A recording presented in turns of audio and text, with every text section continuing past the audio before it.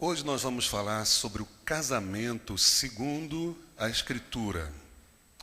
Casamento como modelo bíblico, e para nós compreendermos o casamento conforme a Escritura ela nos ensina, nós vamos ler a primeira carta aos Coríntios, capítulo 7, versículo 3.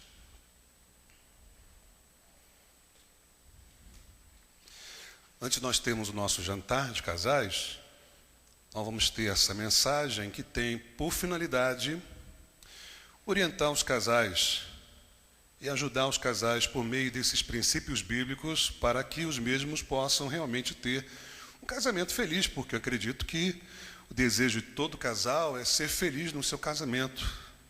Eu não vou nem perguntar sobre isso, porque eu sei com toda certeza que todo casal deseja ser feliz. As pessoas se casam esperando ter um casamento feliz. Concordam comigo? Não é verdade? Muito bem. Então, vamos ler apenas a princípio o versículo 3, tá bom? Todos acharam?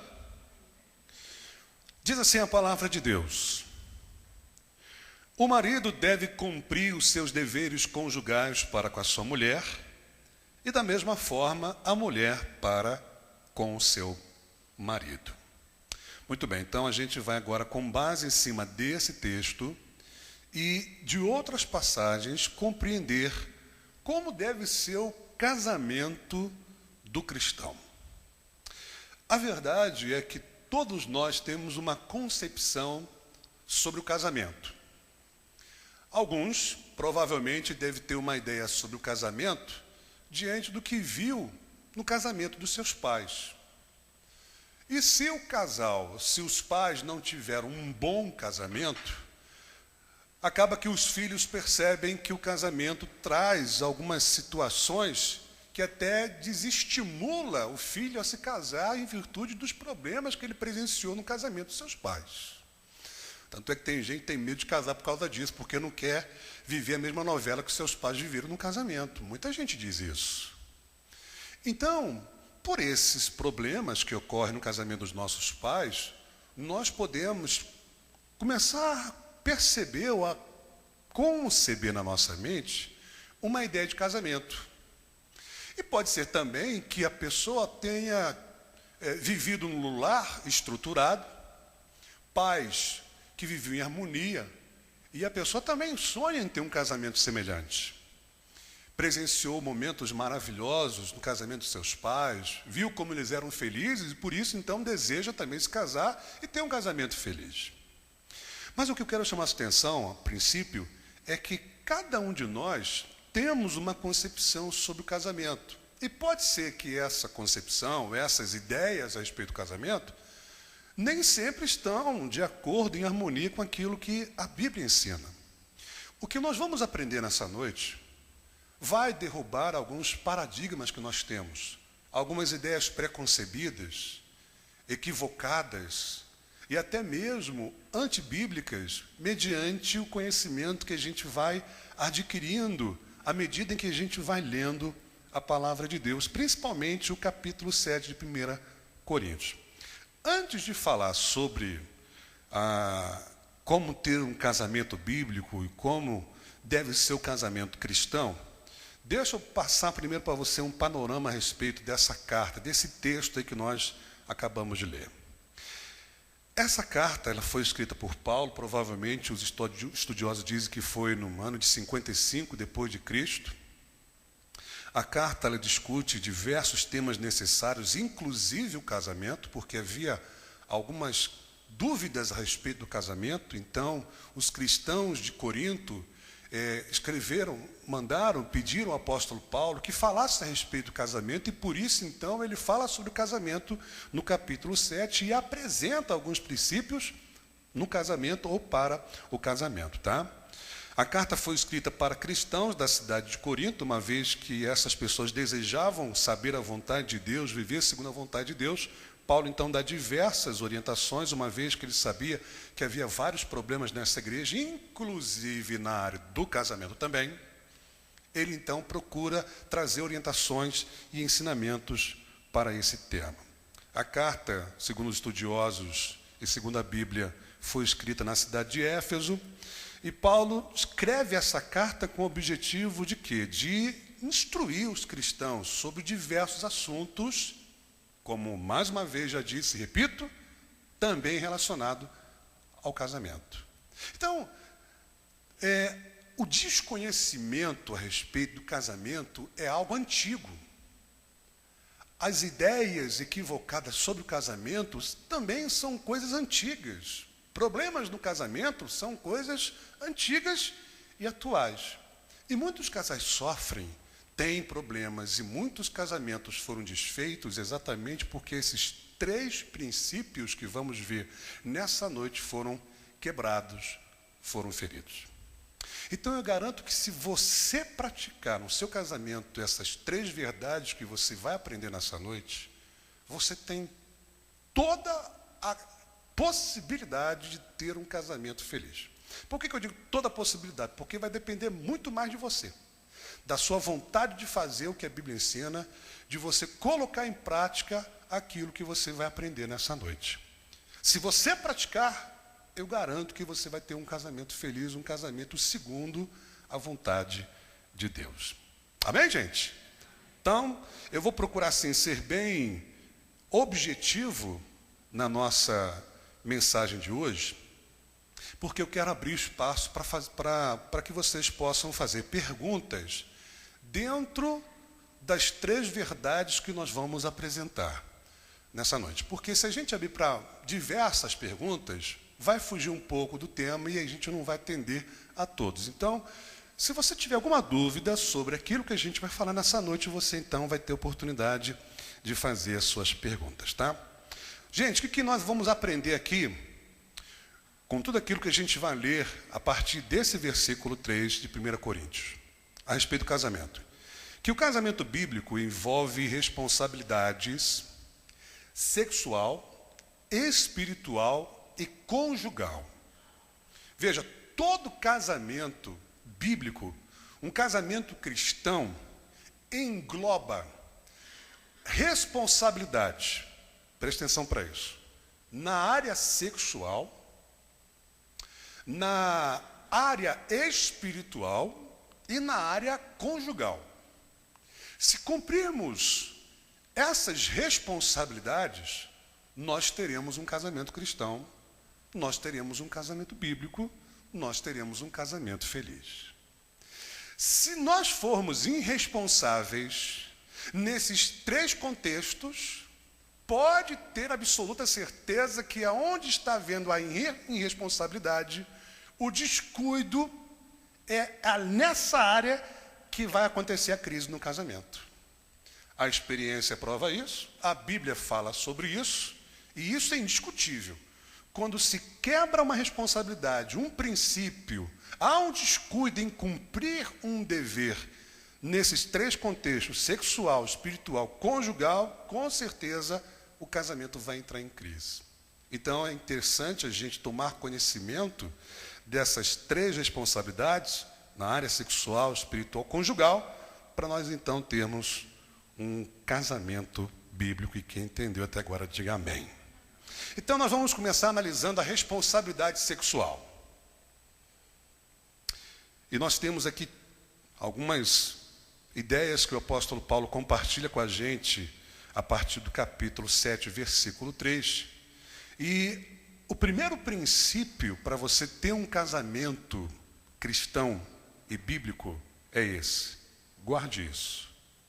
Satisfaça sexualmente o seu cônjuge. Esse é o primeiro princípio de um casamento bíblico e cristão.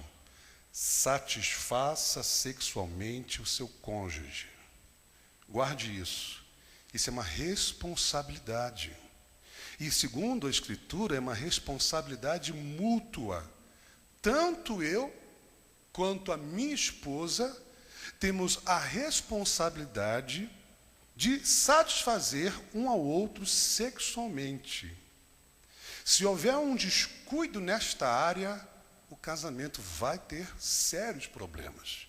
É por isso que quando Paulo começa a falar sobre casamento, o primeiro assunto que ele toca exatamente na área sexual. Porque desde aquela época já haviam ideias equivocadas sobre o sexo no casamento. Havia um pensamento que acabou influenciando vários casais, que trazia a ideia de que o sexo era prejudicial, era impuro, era sujo e prejudicava a santificação das pessoas. Então, vários casais estavam tendo problemas na área sexual porque um cônjuge estava se abstendo do sexo e, com isso, privando o outro cônjuge do sexo, porque julgava o sexo uma coisa desnecessária, uma coisa sem valor, uma coisa impura, uma coisa suja, uma coisa que podia atrapalhar a sua santidade. Então, Paulo, para acabar com essa ideia, ele já deixa claro já no versículo 3, versículo 4, que a satisfação sexual é uma responsabilidade mútua, ou seja, é uma responsabilidade do casal. Veja o que diz o versículo 3, agora acompanhe comigo. O marido deve cumprir os seus deveres conjugais para com a sua mulher, e da mesma forma, a mulher para com o seu marido. Sabe o que o apóstolo Paulo está passando aqui para os coríntios? Que o marido deve cumprir suas obrigações sexuais com a sua mulher. Essa palavra conjugais, quando ele diz marido deve cumprir os seus deveres conjugais, a princípio, para nós, pode parecer várias responsabilidades conjugais. Mas dentro do contexto e pela intenção de Paulo, esses deveres conjugais estão relacionados à área sexual do casal. E aí então a gente vai também perceber que não só o marido deve cumprir as suas obrigações sexuais, por isso que a responsabilidade nessa área é mútua, Paulo também mostra que a mulher deve cumprir igualmente as suas obrigações sexuais com o seu esposo, porque Paulo diz assim, e da mesma forma a mulher para com o seu marido. Tanto o marido tem que cumprir os deveres conjugais para com a sua mulher, e a mulher também, da mesma forma, para com o seu marido. Está vendo? Responsabilidade mútua. A mesma responsabilidade. Em que área? Na área sexual. Para a gente entender melhor esse versículo 3, eu vou ler para vocês 3 comentários que vai ajudar ainda mais você a entender o que Paulo está querendo falar e reforçar essa ideia que eu quero passar para vocês, tá bom? O comentário do Novo Testamento de aplicação pessoal, ele interpreta esse versículo da seguinte maneira. Escute que é importante para você entender. Aqueles que são casados têm a responsabilidade de cuidar um do outro. Portanto, maridos e mulheres não devem privar um ao outro, mas devem satisfazer as necessidades e desejos um do outro. Só um minutinho. Filha, clicou aí naquela setinha para mais? Porque não está aparecendo aqui não. Oi? Está ligado já, está ligado. Obrigado. Um outro comentarista chamado Simon diz o seguinte: com penetrante entendimento das intimidades da vida conjugal, repare, Paulo declara que tanto o esposo como a esposa devem cumprir seus deveres matrimoniais recíprocos. Ele dá ênfase à igualdade dos dois sexos com respeito, note, à união conjugal. Com as palavras cumprir e obrigações, e no nosso está cumprir e deveres, na nossa tradução, Paulo quer dizer o pagamento de uma dívida que cada um tem em relação ao outro. O casamento sem sexo não é somente antinatural, como é também expressamente proibido. Dê para os irmãos entenderem esse comentário aí? Beleza. O comentário bíblico Matthew Henry faz o seguinte comentário sobre esse versículo. E quando estiverem casados, cada um conceda ao outro o que lhe é devido. Versículo 3. Considere a disposição e a exigência de cada um e conceda o dever conjugal que é de direito de cada um. Pois, como o apóstolo Paulo argumenta no versículo 4, no estado do casamento, nenhuma pessoa tem poder sobre o seu próprio corpo, mas o entregou ao poder do outro, o da mulher ao poder do marido e do marido ao poder da mulher. Então, o que esses comentaristas estão passando para a gente aqui? Que é direito do cônjuge ter sexo. E que é responsabilidade, direito e dever de ambos. Eu tenho o direito de ter sexo com minha esposa tem todo o direito de ter sexo comigo. Isso é uma responsabilidade mútua. E quando eu nego isso para minha esposa, eu estou descumprindo essa responsabilidade mútua aqui. Deu para os irmãos entenderem? Quem entendeu, diga amém. Beleza. A outra coisa importante que a gente vai perceber e vamos entender no versículo 4, que o nosso corpo pertence ao nosso cônjuge. Essa é a segunda razão pela qual a satisfação sexual é uma responsabilidade mútua. Quando você entende que o seu corpo não é mais seu, e sim do seu cônjuge, e logo é ele que vai determinar o que será feito com o seu corpo, você então passa a compreender exatamente aquilo que o apóstolo Paulo vai dizer para a gente agora no versículo 4. Acompanhe comigo, por favor.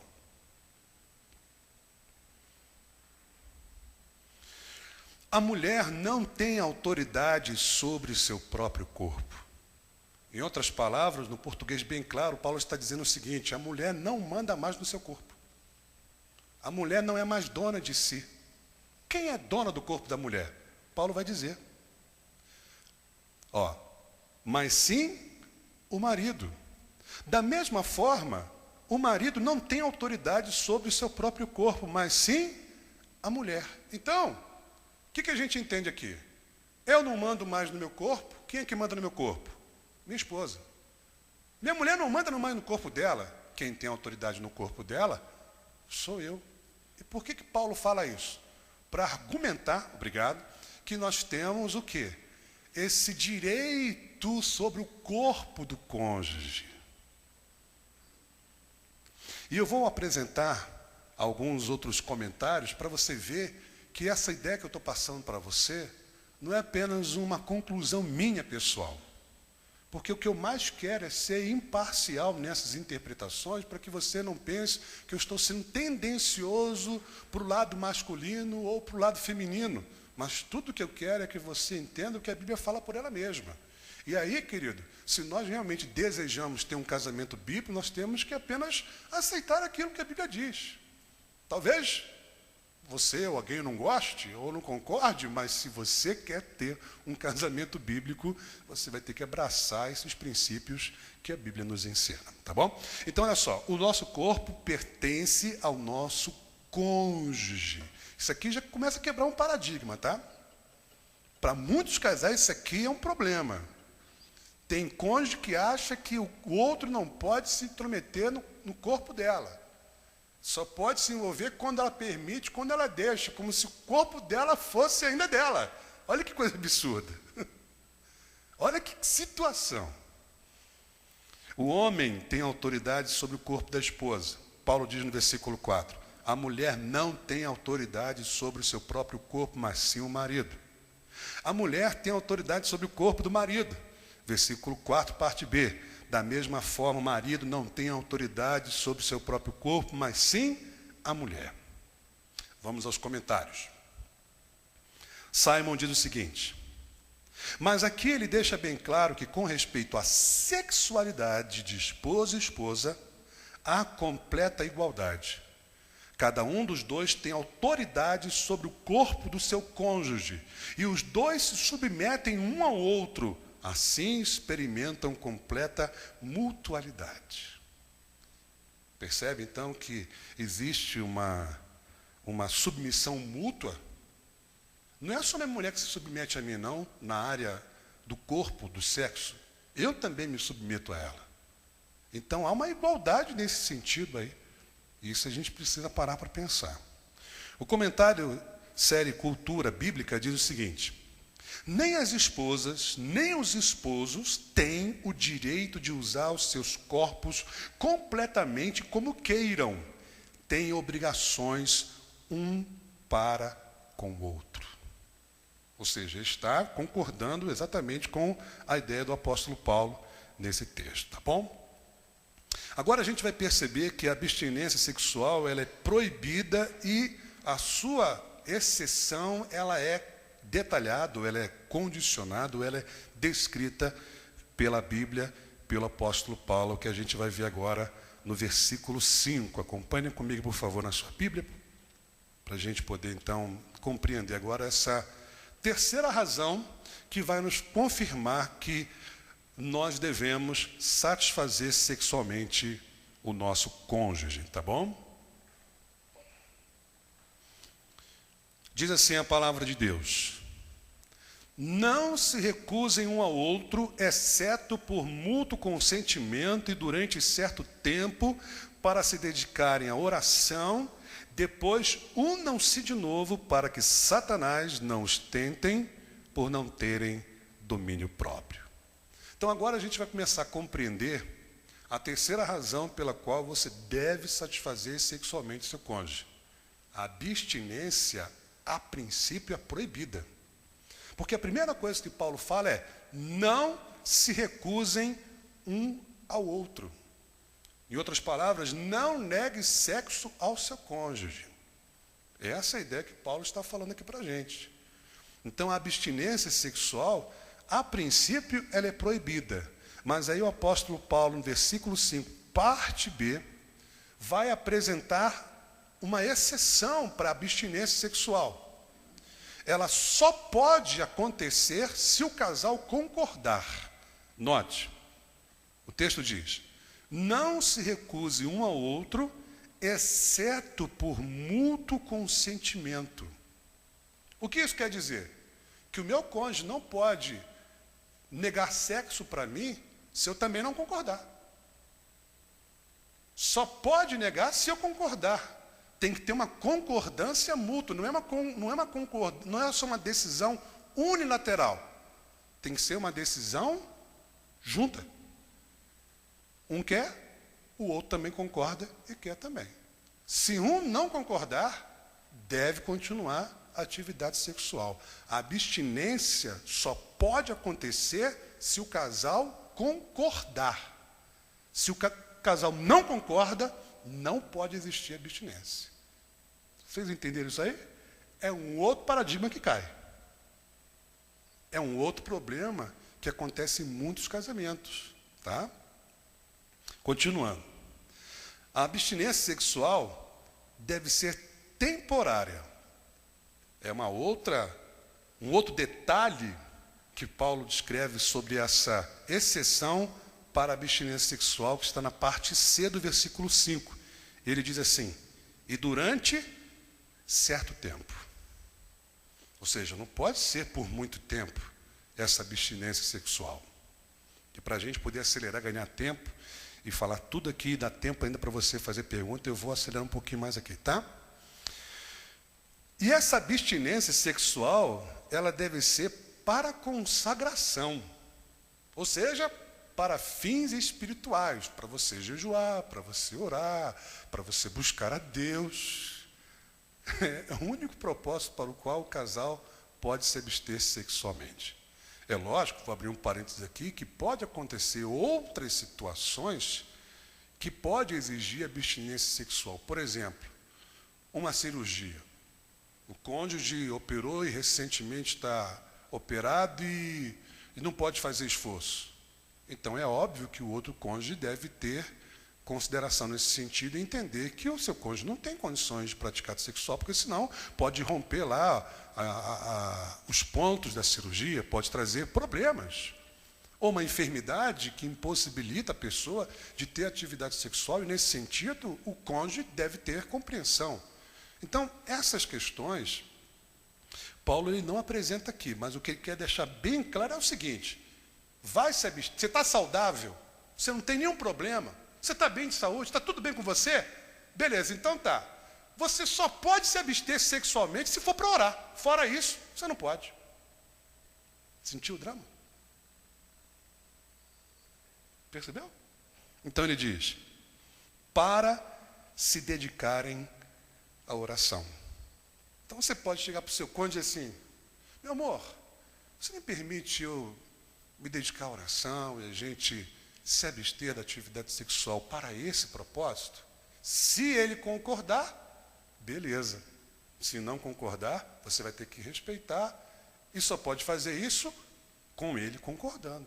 Sempre tem que ser por concordância. Quem está me entendendo, diga amém.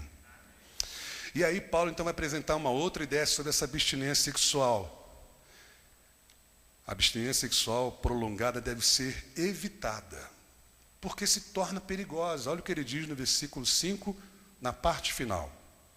Depois, unam-se de novo para que Satanás não os tente por não terem domínio próprio. A ideia que Paulo quer passar aqui, que o casal deve se unir sexualmente, depois de ter passado por um tempo de abstinência sexual, exatamente para não ser tentado por Satanás. Porque se o casal prolongar a abstinência sexual, ou um ou o outro vai ser tentado pelo diabo. E aquele que não tem domínio próprio vai cair na tentação.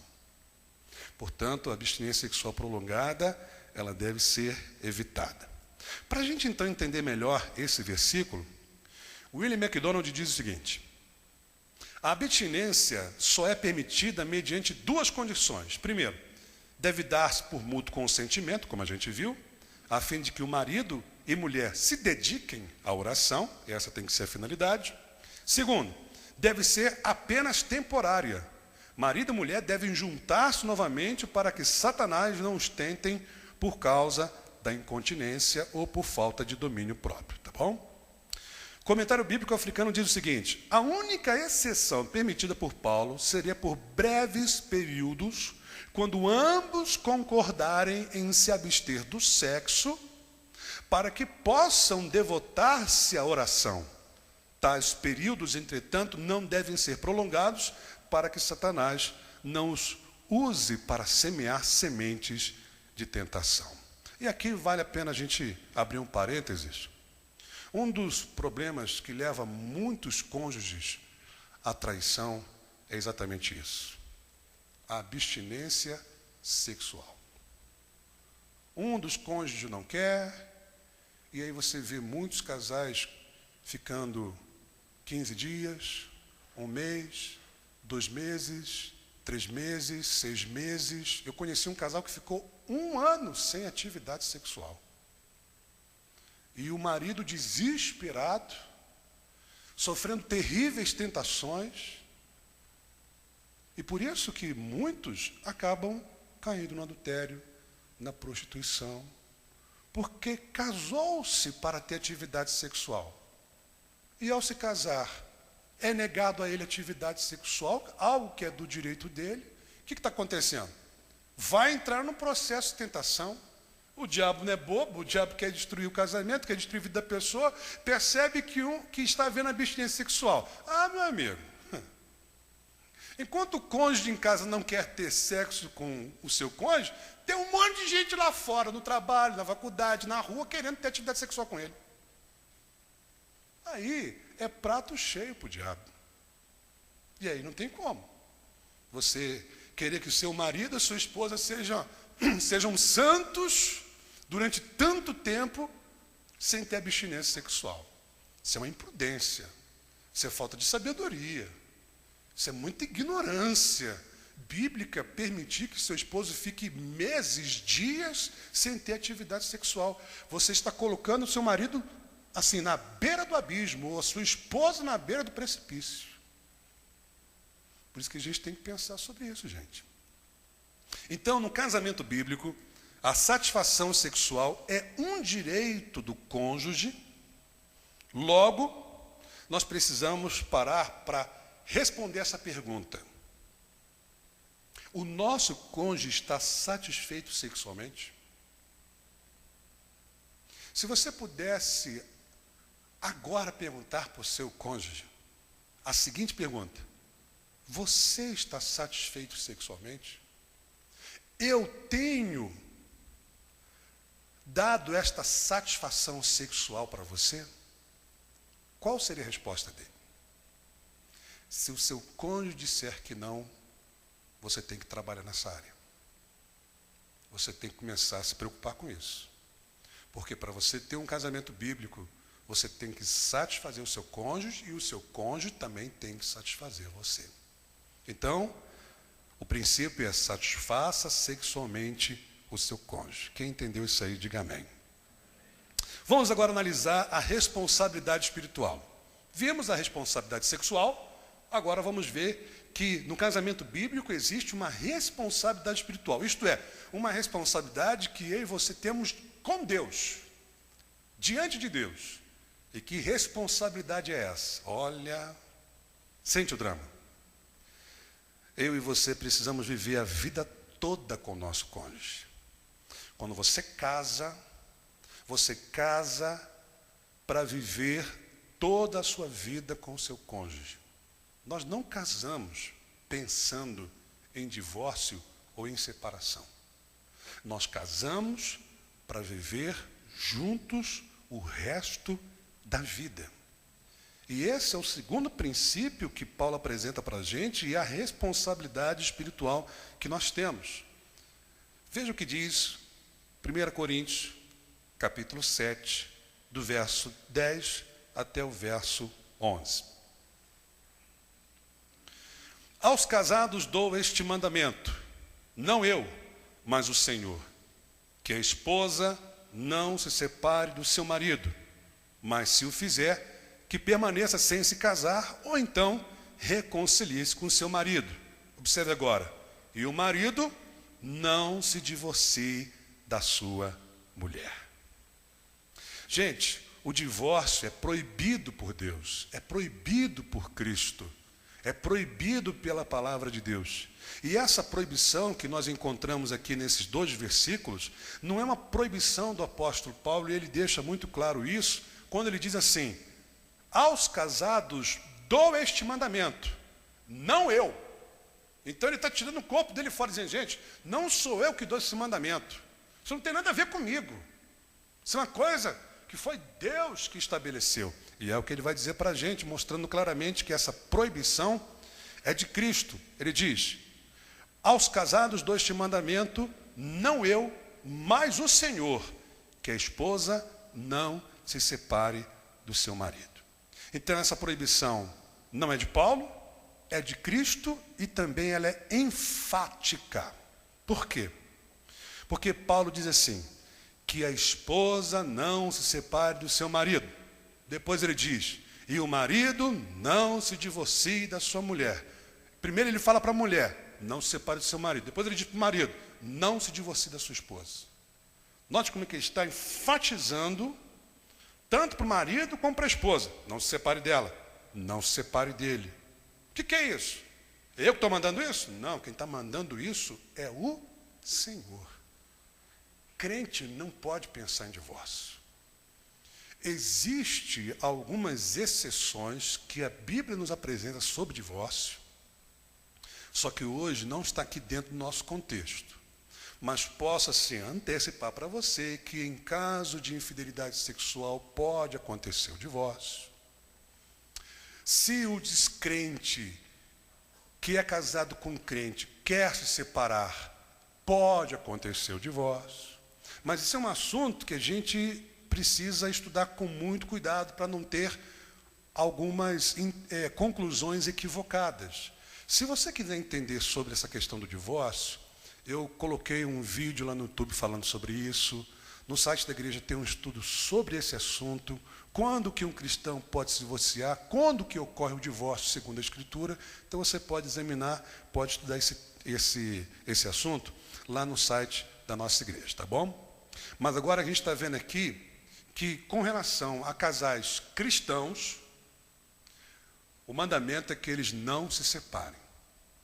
Para um casal onde um é crente e o outro não é crente, o mandamento é o mesmo. Eles não devem se separar. Por quê?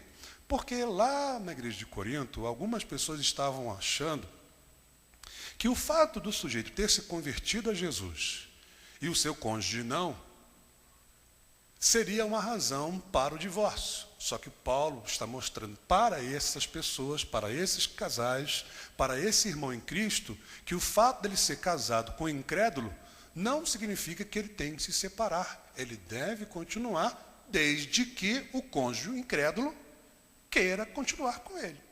Se o cônjuge incrédulo não quiser continuar com ele, então aí já é um problema do cônjuge incrédulo e não um problema do cônjuge cristão. Quantos entenderam isso aí? Digam amém. Muito bem. William MacDonald faz um comentário interessante sobre esse versículo que vale a pena a gente tomar conhecimento. Cristo já havia dado um mandamento explícito acerca dessa questão. Havia, por exemplo, proibido o divórcio, exceto nos casos de infidelidade sexual. A instrução geral fornecida por Paulo é para que a mulher não se separe do seu marido. Vamos ver também que o divórcio é mais complexo de administrar caso não ocorra infidelidade sexual e caso o cônjuge incrédulo não queira se separar. Então, em que sentido o divórcio é mais complexo de você administrar? Quando não ocorre infidelidade, não há nenhuma razão da pessoa se divorciar e mesmo assim ela quer se divorciar. Por que fica difícil, complexo de administrar o divórcio? Primeira razão, é complexo porque, caso não haja infidelidade sexual, o cristão que se divorcia deve viver solteiro. Olha que situação. Olha que pepino. Pastor, estou bem com minha mulher, está tudo legal, mas eu resolvi me separar, é uma decisão minha, não quero mais continuar casado. Tá bom. É isso que você quer? Beleza. Bom, você quer continuar sendo crente, não quer? Quero continuar sendo crente. Então, querido, você vai viver a vida inteira solteiro. Se você não tem razão ou motivos para se separar, obrigado, você então vai viver solteiro para o resto da vida. Ou, se você perceber que está difícil, volte para o seu cônjuge. Se ele ainda está solteiro. Olha só, que complexidade. Então, Paulo diz o seguinte, vamos ler o versículo 11. Vamos ler o versículo 10 e 11 para você entender o versículo 11. Aos casados dou este mandamento, não eu, mas o Senhor, que a esposa não se separe do seu marido. Observe o que ele vai dizer no versículo 11. Mas se o fizer, ou seja, se ela se divorciar, ele diz que permaneça sem se casar. Ou, então, reconcilie-se com seu marido. Fala a verdade. O divórcio nesse caso aqui não fica muito mais complexo? Fica ou não fica, gente? Fica. Será que a pessoa vai conseguir viver a vida inteira sem se casar? Sem se relacionar com outra pessoa, caso não tenha uma razão que justifique o divórcio? E depois, se resolver voltar para o cônjuge, será que o outro vai aceitar? Nossa, olha só o drama que a pessoa vai viver. Por isso, então, Paulo diz que é melhor não se separar. Terceiro, o divórcio deve ser evitado ainda que o seu cônjuge seja incrédulo. Essa orientação foi dada por Paulo na ausência de uma orientação divina sobre o assunto. Por isso, no versículo 12, Paulo diz assim, aos outros eu mesmo digo isto e não o Senhor. Por que Paulo diz isso? Porque não havia uma orientação da parte de Cristo especificamente para esse contexto de um cristão casado com um incrédulo. Será que ele deveria ou não continuar com esse cônjuge? Paulo diz, continue, não se separe. Então, isso é uma orientação de Paulo para pessoas que estavam nesse contexto. E essa orientação deve ser aplicada se o cônjuge incrédulo deseja viver com o cristão. Versículo 12 e 13 diz o seguinte, acompanhe comigo. Se um irmão tem mulher descrente e ela se dispõe a viver com ele, o que ele diz? Não se divorcie dela. E se uma mulher tem marido descrente e ele se dispõe a viver com ela, o que ele diz, irmãos? Não se divorcie dele. Então, essa é a orientação do apóstolo Paulo para o cristão que é casado com um incrédulo. Quarto, o divórcio é permitido se for por iniciativa do seu cônjuge incrédulo. Versículo 15 vai nos falar isso. Não há necessidade de o cristão lutar pelo casamento a partir do momento em que o cônjuge incrédulo não quer continuar. Esse é um drama que alguns crentes vivem. A pessoa se converteu, aceitou Jesus, o cônjuge que é incrédulo não concordou com isso, não quer viver com ela, a não ser que ela deixe de lado a sua fé em Jesus, não concorda em ela ser crente, não concorda com o novo estilo de vida dela, e diz, olha, eu não quero mais viver com você não. Paulo não diz assim, ore para salvar o seu casamento, faça campanha não sei quantas vezes para você ver o coração do seu marido mudar. Não, ele diz o seguinte, ele não quer? Beleza, deixa ele embora. Não adianta você lutar quando um não quer, gente. Quando a pessoa botou na cabeça assim, não quero, não adianta, irmão. Deixa ele se separar. É o que Paulo fala. Acompanhe comigo, por favor. Todavia, se o descrente se separasse, o que ele diz? Que se separe.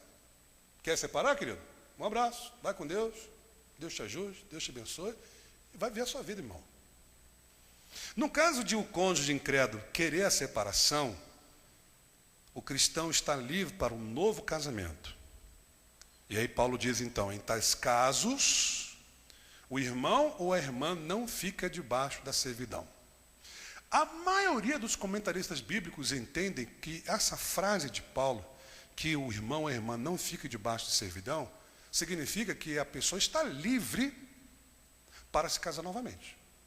Uma vez que foi o cônjuge incrédulo que quis se separar dela, então ela tem liberdade para ter um novo casamento.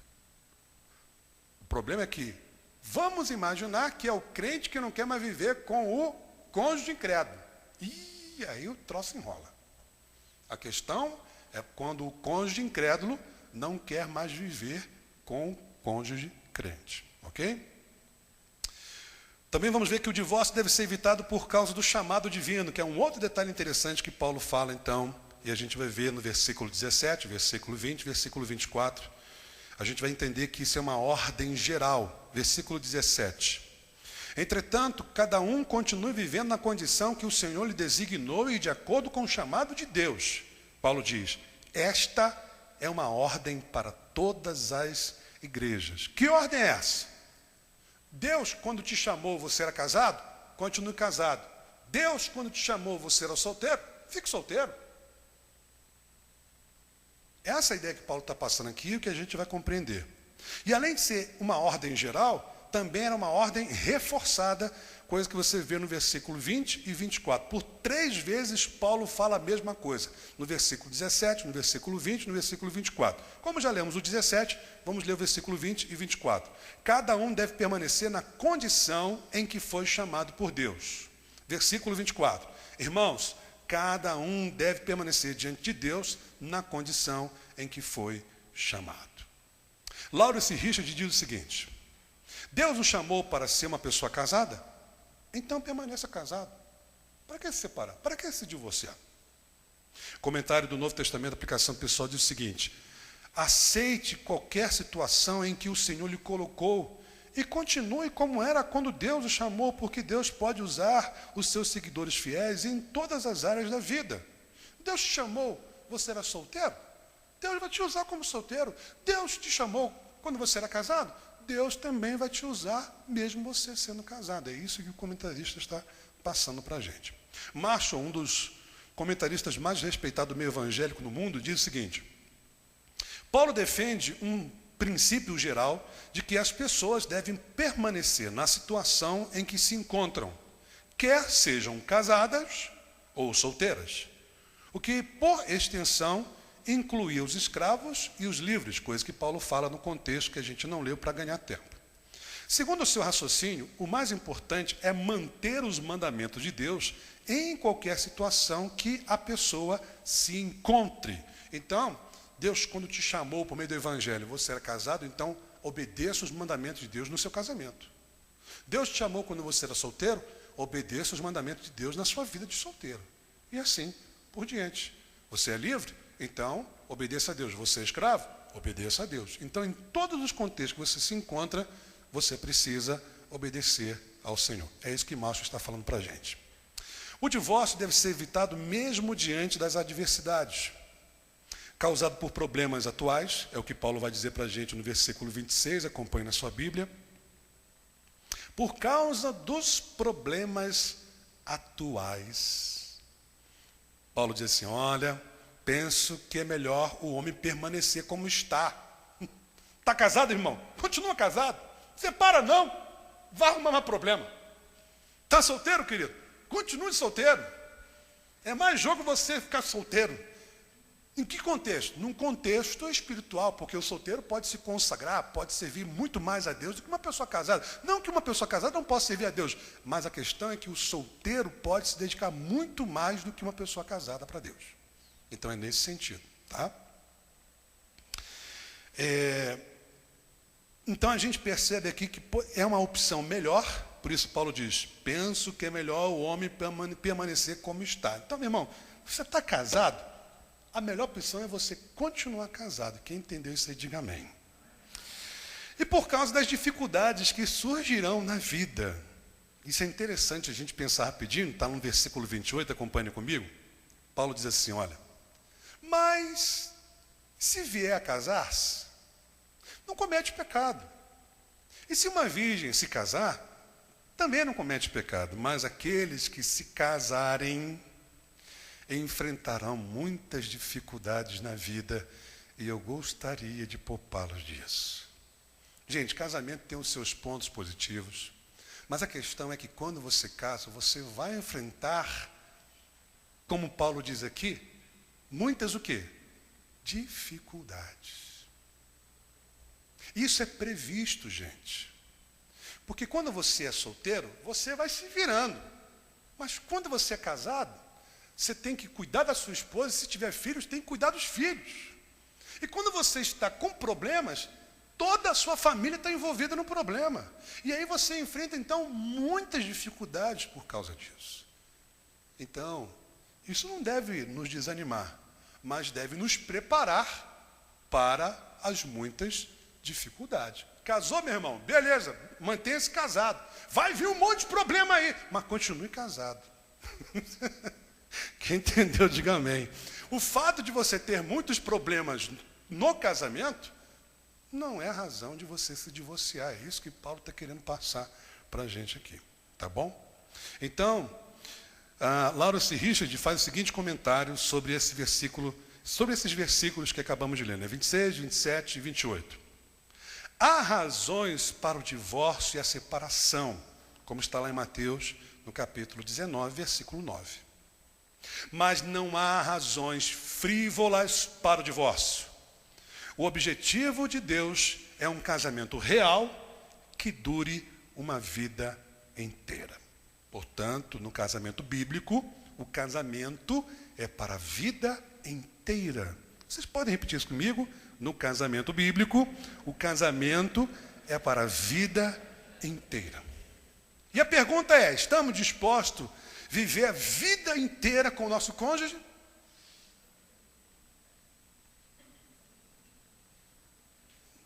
Pastor, eu quero que meu casamento seja um casamento bíblico, um casamento cristão. Filho, você não pode então nem pensar em divórcio. Esquece esse troço. Deixa para lá. Casamento cristão é para a vida inteira. Amém, gente? Para a vida inteira. Então, viva com o seu cônjuge até o fim da sua vida. A não ser que a morte separe vocês. Que Deus nos livre de uma infidelidade. Que Deus livre aquele cônjuge que tem um crente incrédulo e de repente esse cônjuge incrédulo não querer mais viver com você. Deus nos livre dessas coisas, tá? Por fim, vamos falar sobre a responsabilidade conjugal. Isso aqui também é uma outra questão que eu vou rapidamente analisar com vocês, por causa do tempo, já acabou o tempo, já estourou o tempo, mas eu preciso encerrar esse assunto com você. Então, olha só, vimos a responsabilidade sexual, vimos a responsabilidade espiritual. Deus quer que você viva toda a sua vida com o seu cônjuge. Isso é uma responsabilidade espiritual, porque quem quer isso é Deus, quem espera isso é Deus. Então nós temos uma responsabilidade diante de Deus, beleza? Agora a gente vai ver a nossa responsabilidade com o cônjuge agora, com a pessoa, que não trata da área sexual, mas do indivíduo, do seu marido e da sua esposa. E o princípio é esse: concentre-se em seu cônjuge. Foque a sua vida no seu cônjuge. Nós acabamos nos envolvendo com tantas coisas na vida que a gente fica tão assim, sabe, distraído, e que não ficamos concentrados no cônjuge. Mas um casamento cristão, ele é cristão quando o cônjuge está focado no outro. E é isso que a gente vai aprender agora. Você precisa dar atenção ao seu cônjuge. É o que diz o versículo 33 e 34. Esse é outro princípio que Paulo apresentou aos coríntios, que a gente vai analisar agora. E para a gente espantar o sono daqui, o cansaço, vamos ler juntos esses dois versículos? Leiamos. Mas o homem casado preocupa-se com as coisas deste mundo, em como agradar sua mulher, e está dividido. Tanto a mulher não casada como a virgem preocupam-se com as coisas do Senhor, para serem santas no corpo e no espírito.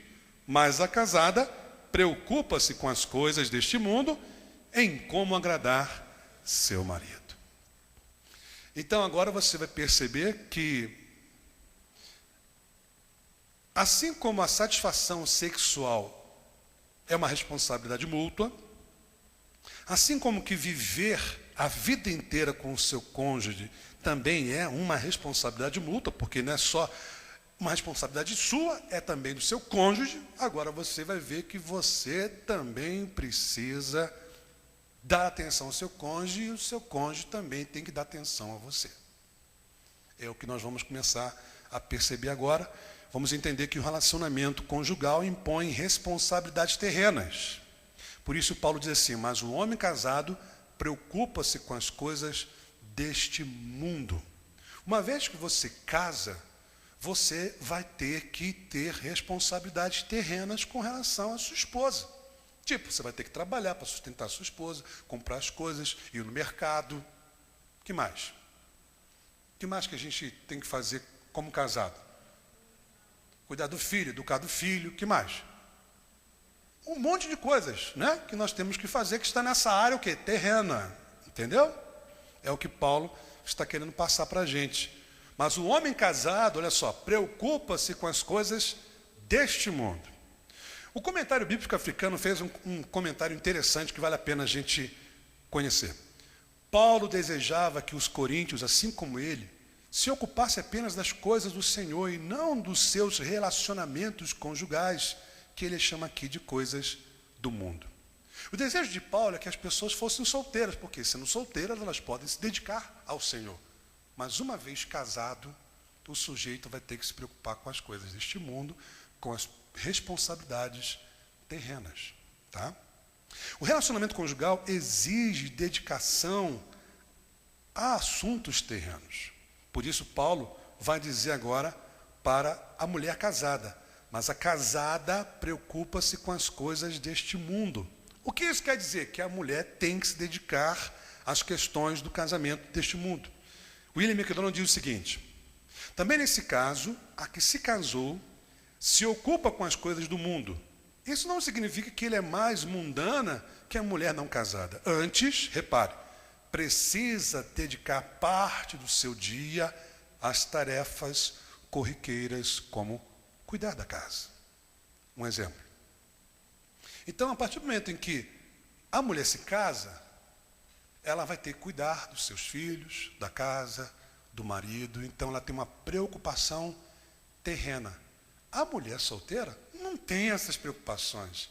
Ela só tem a preocupação de servir a Deus, de dedicar sua vida para Deus, de ganhar vidas, de servir ao Senhor, de servir aos irmãos. A casada não. A casada está enrolada. Infelizmente, por quê? Porque grande parte das tarefas da casa fica na responsabilidade da mulher. Gente, isso aí é indiscutível. A gente vê o feminismo entrando aí, querendo influenciar a cabeça da mulherada, mas dá uma olhadinha lá em Provérbios, no capítulo 32, e vai ver o que é uma mulher sábia. Dá uma olhadinha lá.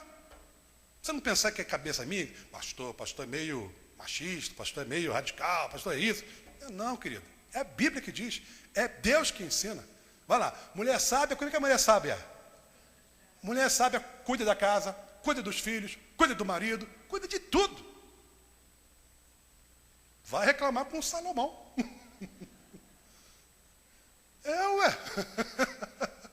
Reclama com ele, meu irmão. E olha, o homem era sábio, hein? Para ele chegar e falar assim, ó, a mulher sábia cuida da casa, cuida dos filhos, trabalha e cuida da família. Porque hoje a ideia é a seguinte, eu trabalho fora, pastor, que se vire ele com a casa. Essa é a ideia feminista, né? Nós temos responsabilidades iguais, não adianta. Mulher tem tato para certas coisas que marido não tem. Tem coisas que só mulher sabe fazer e que marido não sabe fazer. E o Salomão disse, né? E olha que não tem nada a ver isso aqui que eu estou falando, mas acho que vai ajudar a contribuir isso aqui. Salomão diz que a mulher sábia edifica a casa e a tola, o que ela faz? Destrói. Eu entrei certa vez na casa de um casal que se você entrasse, você teria nojo de entrar. Sabe o que é nojo? Nojo. E sabe por quê? Porque eu cheguei na casa, gente, eu não tive nem coragem de entrar, eu nem entrei. Eu entrei? Nem sei se eu entrei. Nem me lembro mais. Já tem um tempo. Mas eu não demorei muito ali, não. Você sabe por quê? Você entrava na sala. Gente, imagina a confusão. Roupa, coisas, objetos, tudo largado em cima do sofá, em cima da mesa. Um cheiro horrível. Horrível, horrível, horrível. Tu lembra disso, amor? Ela foi também comigo. Eu falei assim, meu Deus do céu. Cadê a mulher dessa casa?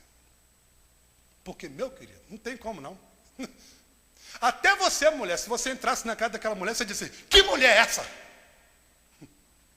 Porque existem coisas que é a mulher que faz no meu homem, gente. Eu falei assim, gente, Jesus amado, não tem mulher nessa casa, não?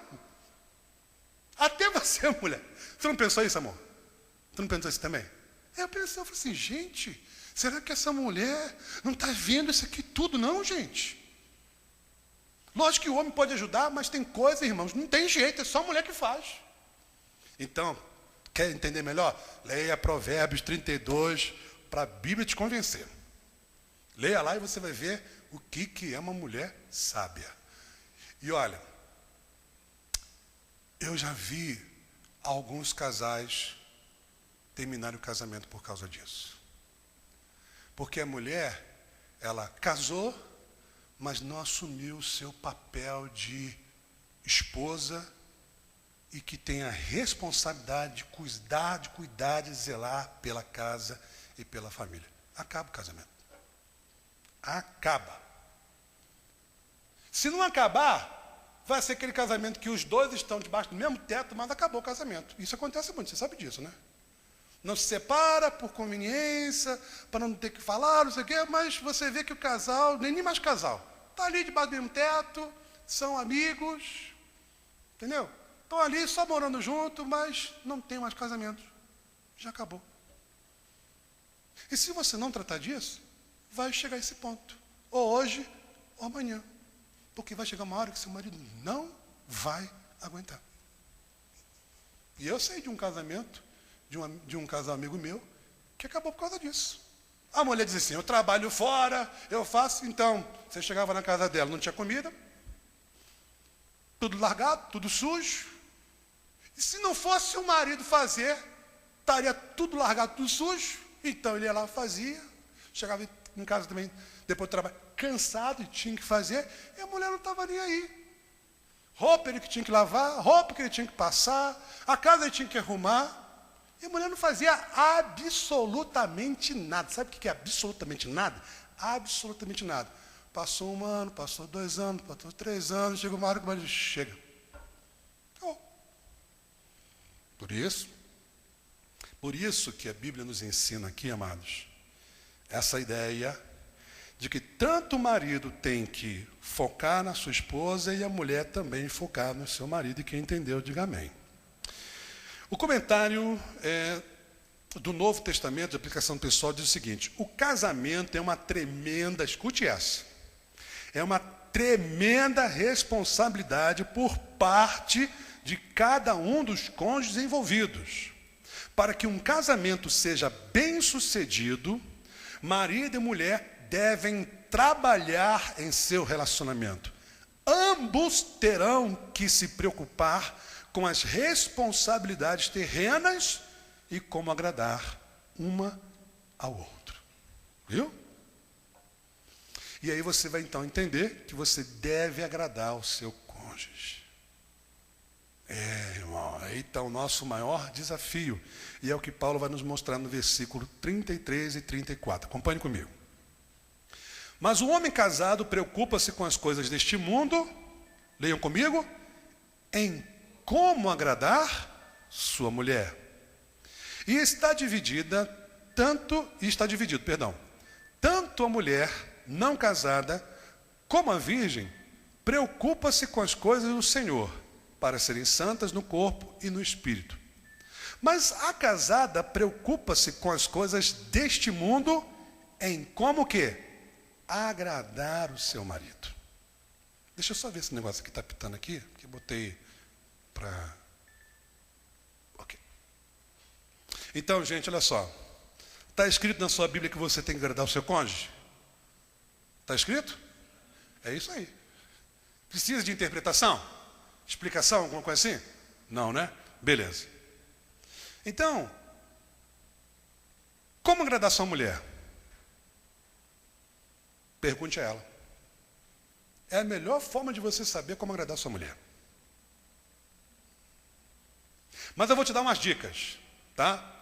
Umas dicas de pessoas, escute essa, de pessoas que estudam o assunto, são especialistas no assunto, e de algumas pessoas que eu pesquisei.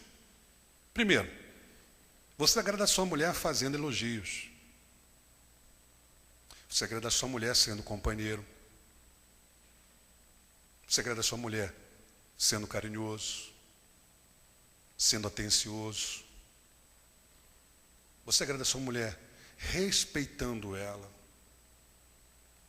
e sendo romântico. Esses são os principais que, se você fizer, tua mulher vai ficar feliz da vida contigo. Escreve o que eu estou te falando. Anota aí, ó. Elogio, companheirismo, tolerância, carinho, atenção, respeito e romantismo. Olha, nós não temos tempo porque já acabou o tempo, mas cientificamente falando, escute essa, cientificamente falando, se você falar coisas agradáveis, falar coisas agradáveis à sua mulher, você conquista o coração dela. Tanto é que o homem conquista a mulher pelo que ele fala. É assim. Se você vê que o camarada que tem facilidade de conquistar a mulher, é porque ele tem o quê? Por quê? A mulher gosta de ouvir certas coisas, entendeu? A mulher, por exemplo, cientificamente falando, ela é excitada por aquilo que ela escuta. Para você ver como é que a fala, a voz masculina, interfere até mesmo sexualmente na mulher. Então, o marido sábio, ele vai saber administrar a sua fala para agradar a sua esposa. Entendeu, maridão? Quem entendeu, diga amém. Então, uma das coisas importantes é o elogio. Elogio, irmão. Elogio é fundamental para você agradar a sua mulher. Então, esse é o ponto, sabe? O ponto assim, o ponto principal para você agradar a sua mulher é você saber usar a sua fala. Seja romântico na sua fala, seja carinhoso na sua fala. Fale para elogiar sua esposa, para tocar no coração dela, entendeu? Então, isso é uma das coisas que mais agrada a mulher. Estou certo nisso, irmãos? É isso mesmo? É ou não é? É isso mesmo. Fala rispidamente com a tua esposa. Fala alto com a tua mulher. Fala grosseiramente. Tu arrumou uma confusão. Agora, como agradar o seu marido? Pergunte para ele. Olha, a melhor pessoa para dizer como você pode agradar é o seu cônjuge. Então pergunta para ele, meu bem, o que você gostaria que eu fizesse que ia te agradar, te fazer muito feliz? Ele vai te dizer. Pode ser uma bobagem para você. Pode ser que não tenha sentido nenhum para você. Mas para ele tem. Para ele tem como para você. De repente, para você é uma coisa tão importante, para o seu marido não é. Mas ele vai fazer para te agradar. Assim como que para você pode ser não tão importante para você, mas para ele é. Então a melhor pessoa para te dizer o que agrada é ele, ou é ela. Beleza? Mas eu vou te dar aqui algumas dicas para você agradar o seu marido. Essas dicas que eu vou te dar não são opiniões minhas. Como eu falei das mulheres, que não foi uma opinião minha, não foi uma conclusão minha, não foi um estudo meu, é científico, está comprovado isso. Agora eu vou dizer com relação aos maridos. Como agradar o seu marido? Então, primeiro é o sexo. Segundo é a sedução. Seduz o seu marido. Isso é uma outra coisa comprovada. Depois da sedução vem um companheirismo. O marido também quer a esposa do seu lado. Quer tê-la ao seu lado. A outra coisa importante que agrada o marido é o apoio da esposa. Até porque você sabe que, biblicamente falando, a mulher foi criada para quê? Para auxiliar o marido. Essa é uma das principais responsabilidades da esposa. Então, o que o esposo espera encontrar da esposa? Apoio. Ajuda. Quando o marido encontra apoio da esposa, nossa, irmãos, ele encara os problemas com outro olhar. Porque sabe que tem alguém do lado dele apoiando ele. Então, apoio é importante. O respeito. Da mesma forma que o respeito tem um peso muito grande para a mulher, também tem para o homem. Se a mulher respeitar o seu marido na frente dos colegas, na frente dos seus familiares, na frente dos seus filhos, ela ganha tudo com o marido. Mulher que bagunça o marido na frente dos filhos, na frente dos colegas, nossa, está acabando com o marido. Assim como você, mulher, gosta de ser respeitada pelo seu esposo também gosta. O respeito tem que ser mútuo.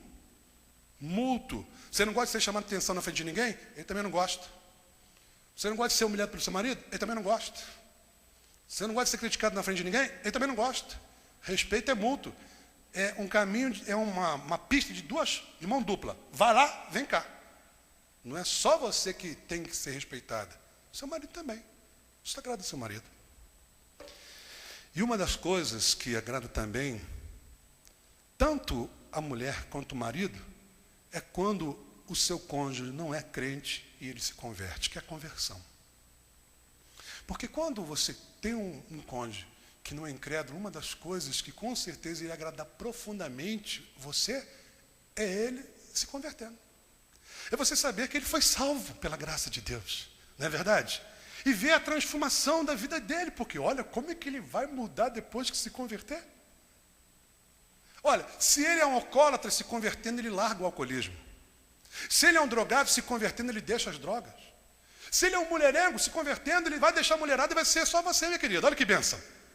Não vai agradar? Muito. A conversão agrada profundamente tanto o homem quanto a mulher. Trata-se apenas de uma observação geral.